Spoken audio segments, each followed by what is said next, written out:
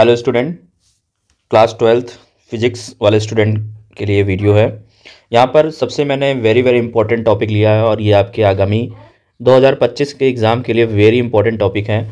Topic क्या है? Expression for the force between two parallel current carrying wires. ठीक है, जो दो पैरेलल करंट कैरिंग वायर्स लेंगे तो उसमें फोर्स कैसे लगते हैं। तो मैं आपको बेसिकली पहले बता ही देता हूँ कि अगर मेरे पास एक वायर है, ये दो पैरेलल वायर्स, एक नहीं दो पैरेलल वायर्स हैं और दोनों में करंट की डायरेक्शन सेम है, तो ये दोनों क्या करेंगे? एक दूसरे को अट्रैक्ट करेंगे। ठीक है, दोनों में करंट, मान लिया इसमें I1 करंट है और इसमें I2 करंट है। और एक मैंने दूसरा वायर लिया है, ये दोनों ही पैरेलल हैं, ये दोनों भी पैरेलल ही हैं। ठीक है, लेकिन इनमें करंट की डायरेक्शन I1 ऊपर है और I2 नीचे है, तो ये क्या करेंगे? ये रिपल करेंगे, एक दूसरे को क्या करेंगे?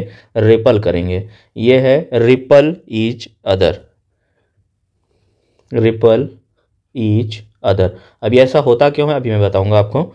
और ये करेंगे अट्रैक्ट ईच अदर। होता क्या है, ध्यान से समझना, ये एक दूसरे को अट्रैक्ट करेंगे। तो बेसिकली यहाँ पे होता क्या है कि अगर ये I1 करंट है तो इसके चारों तरफ मैग्नेटिक फील्ड होगी। सपोज किया मैंने यहाँ पे इसके चारों तरफ मैग्नेटिक फील्ड ये बनी है। ठीक है, और ये I2 करंट है तो इसके भी चारों तरफ एक मैग्नेटिक फील्ड होगी, इस प्रकार कुछ। ठीक है, तो ये दोनों वायर एक दूसरे, तो बच्चों यहाँ पे हम सपोज कर रहे हैं कि magnetic field due to current I1 के थ्रू जो मैग्नेटिक फील्ड बन रही है वो मैंने यहाँ पे लिख दिया B1।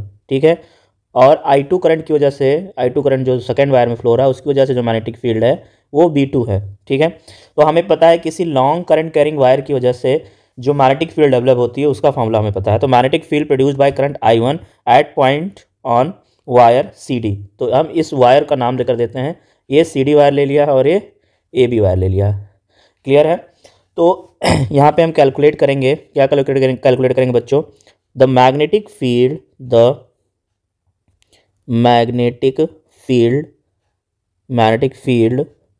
Produced by current I1 at any point on wire CD। इसको हम लिख सकते हैं B1 equal to mu naught I1 upon 2πr। और हमने ये बेसिकली R इसलिए लिया है क्योंकि इनके बीच की जो डिस्टेंस है वो हमने R ले लिया है। इनके बीच की डिस्टेंस क्या है भाई? इनके बीच की डिस्टेंस R मीटर है। क्लियर है? तो ये डायरेक्टली फॉर्मूला होता है कि किसी लॉन्ग वायर के थ्रू जो मैग्नेटिक फील्ड डेवलप होती है वो इतनी होती है। क्लियर है? अब ये जो CD वायर पे जो मैग्नेटिक फील्ड बनी है, CD वायर पे जो मैग्नेटिक फील्ड बनी है वो B1 है और CD wire B1 magnetic field में रखा हुआ है, तो इस पे एक फोर्स लगेगा। द फोर्स एक्टिंग ऑन, अगर L लेंथ पे इस पे जो फोर्स एक्ट हो रहा है तो बेसिकली हम यहाँ पे लिख सकते हैं the force acting on length L of the wire CD will be. तो वायर पे जो फोर्स लगेगा वो कितना लगेगा? नेक्स्ट पॉइंट में हम लिखेंगे, क्या लिखेंगे बच्चा? कि द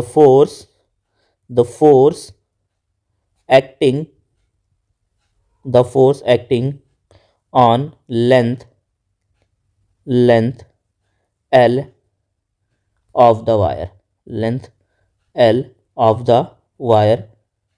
CD विल बी। ठीक है, तो कितना होगा भाई? फोर्स कितना एक्ट हो रहा है?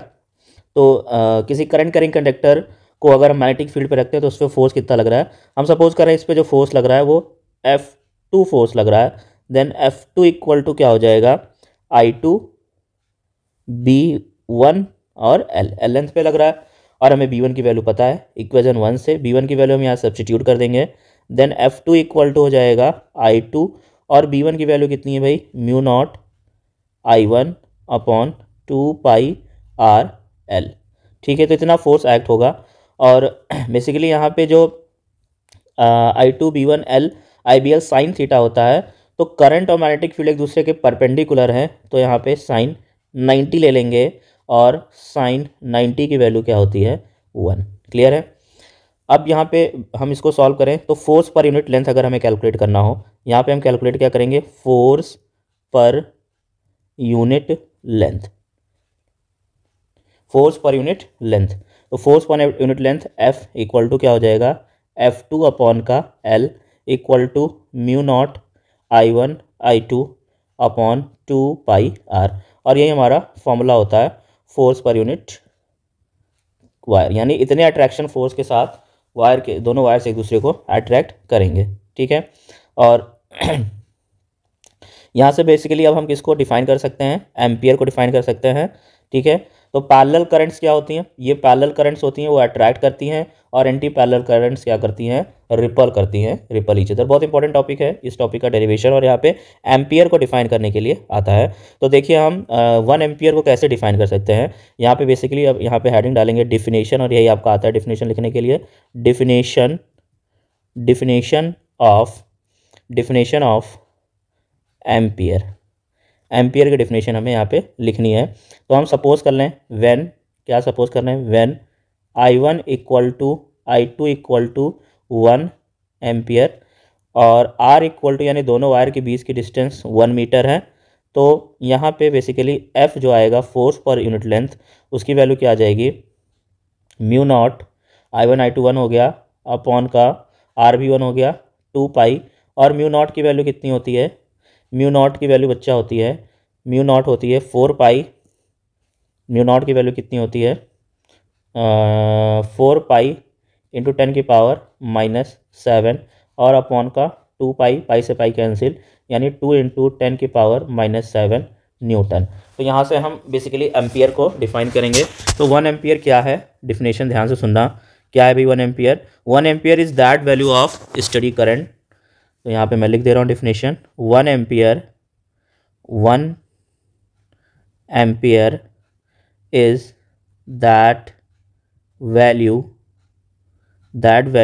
Of study current, that value of study current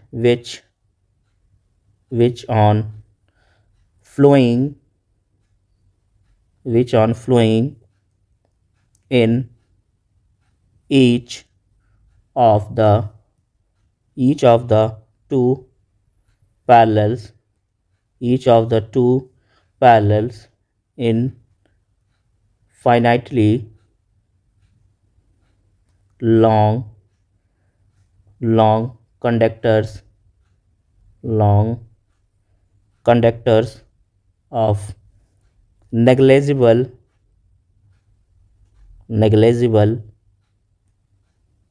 cross section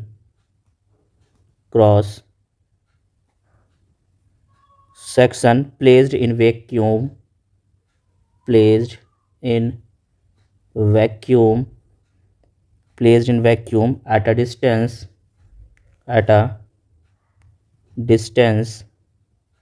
at a distance of 1 meter from each other produces between them a force of 2 into 10 की पावर -7 न्यूटन पर मीटर ऑफ देयर लेंथ।